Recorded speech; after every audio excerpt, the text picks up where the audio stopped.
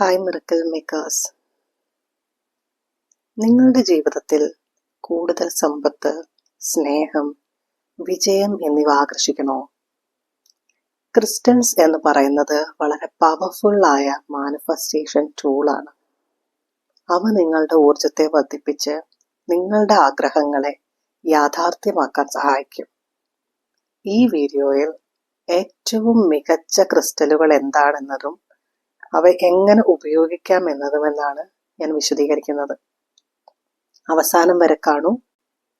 വളരെ കുറച്ച് ആളുകൾക്ക് അറിയാവുന്ന ഒരു സ്പെഷ്യൽ ടിപ്പ് കൂടി ഇതിലുണ്ടായിരിക്കും.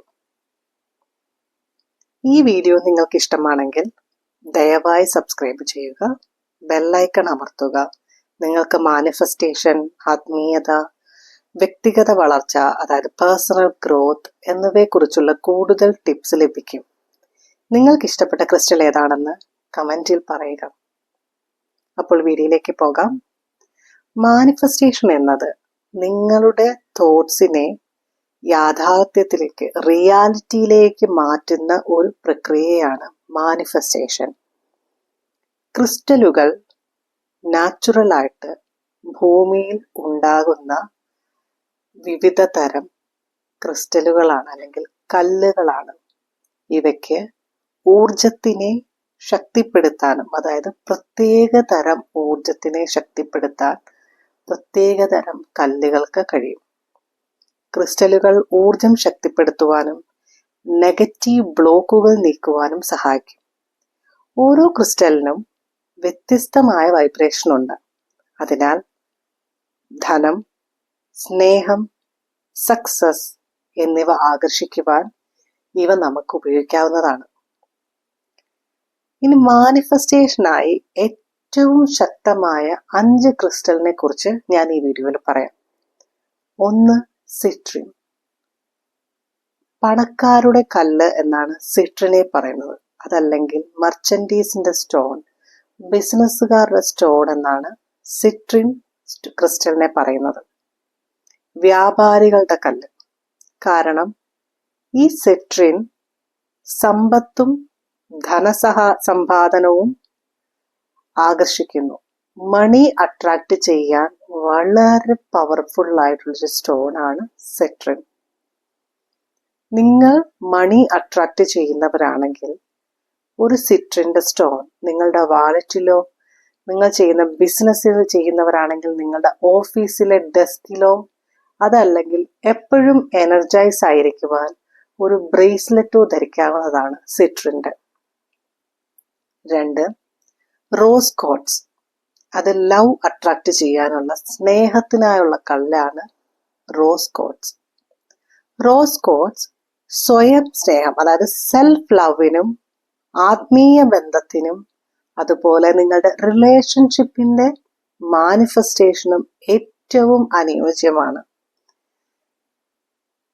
നിങ്ങളുടെ ഹൃദയത്തിന് സമീപം ഇത് പിടിച്ച് കയ്യിൽ ഹോൾഡ് ചെയ്തിട്ട് സ്നേഹിക്കുന്ന ആളെ കുറിച്ച്, അല്ലെങ്കിൽ നിങ്ങളുടെ റിലേഷൻഷിപ്പിനെ അട്രാക്ട് ചെയ്യുന്ന തോട്ട്സ് എന്താണോ എന്നുള്ളത് നിങ്ങൾക്ക് ചിന്തിച്ചു കഴിഞ്ഞാൽ, അല്ലെങ്കിൽ നിങ്ങൾ വിഷ്വലൈസേഷൻ ചെയ്യുമ്പോൾ ഇത് കയ്യിൽ ഹോൾഡ് ചെയ്തിരുന്നു കഴിഞ്ഞാൽ നിങ്ങളുടെ ആ ഒരു എനർജിയെ ഇത് വളരെയധികം ഇരട്ടിയാക്കുകയും നിങ്ങളുടെ ആ ഒരു റിലേഷൻഷിപ്പ് ഗോള് പെട്ടെന്ന് തന്നെ മാനിഫെസ്റ്റ് ആകുന്നതുമാണ്.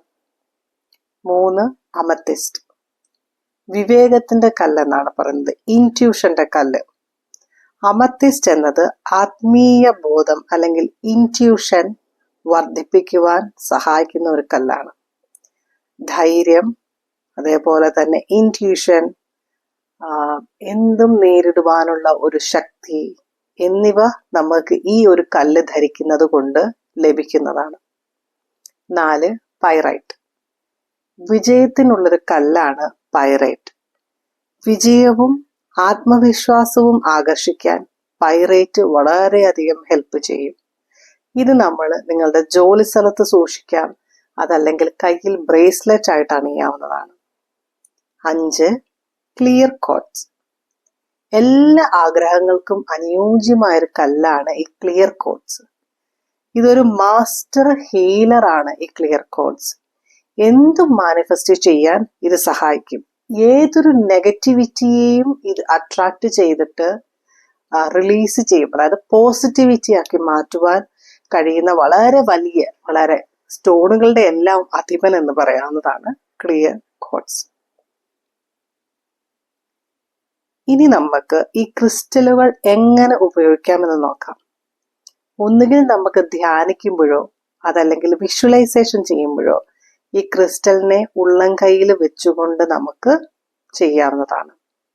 അതല്ലെങ്കിൽ നിങ്ങളുടെ ജോലി സ്ഥലത്തോ കിടക്കുന്ന മുറിയിലോ മറ്റേതെങ്കിലും നിങ്ങൾ ഏറ്റവും കൂടുതൽ എൻഗേജ് ആകുന്ന സ്ഥലത്ത് എവിടെയാണോ അവിടെ നിങ്ങൾക്ക് ഇതിനെ സൂക്ഷിക്കാവുന്നതാണ്. പൂജാമുറി എന്ന് പറയുന്നത് വളരെയധികം, അല്ലെങ്കിൽ നിങ്ങൾ പ്രാർത്ഥിക്കുന്ന ആ ഒരു സ്ഥലം, അത് വളരെയധികം നല്ലൊരു സ്ഥലമാണ്. നിങ്ങളുടെ ആ ക്രിസ്റ്റൽസിനെ പോസിറ്റീവ് ആക്കി വെക്കാൻ ആ ഒരു സ്ഥലം സഹായിക്കും.